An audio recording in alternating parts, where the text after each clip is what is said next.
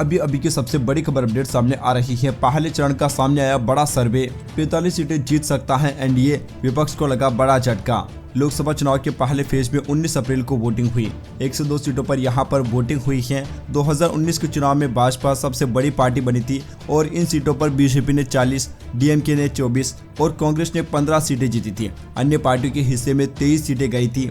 अब दोस्तों, दैनिक भास्कर के जो रिपोर्टर्स है वो पहले चरण की 102 में से 99 सीटों पर बातचीत के लिए पहुंचे। कवरेज के दौरान अलग अलग राज्यों के लोगों और एक्सपर्ट से बात की और हवा का रुख जाना। उनकी बातों और अनुमानों से सामने आया कि बीजेपी के नेतृत्व वाला एनडीए 45 सीटें और विपक्षी गठबंधन इंडिया ब्लॉक को 42 से लेकर 45 सीटें मिल सकती हैं।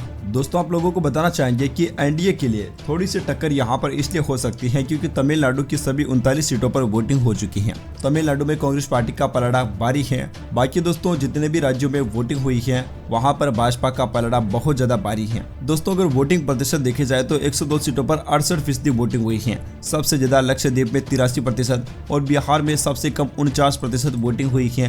बंगाल और मणिपुर में हमें कुछ हिंसाएं भी देखने को मिली थी। दोस्तों, आपको बताना चाहेंगे कि 2019 में ये वोटिंग 69.43% हुई थी, जो कि इस बार थोड़ी सी कम है। दोस्तों, इस समय पर कुल 21 राज्यों में वोटिंग हुई है और 21 में से 4 ऐसे राज्य हैं जहां पर 80% से भी ज्यादा वोटिंग हुई। इनमें सबसे ज्यादा लक्षद्वीप में 83.88%, इसके बाद त्रिपुरा में 81.62%, बंगाल में 80.55% और सिक्किम में 80.3% मतदान हुआ। इसके अलावा 16 ऐसे राज्य हैं जहां पर 50 से लेकर 80% के बीच में मतदान हुआ और बिहार ही एकमात्र ऐसा राज्य जहां पर मतदान 50% से भी नीचे रहा। यहाँ सबसे कम 48.88% वोटिंग ही हमें देखने को मिली है।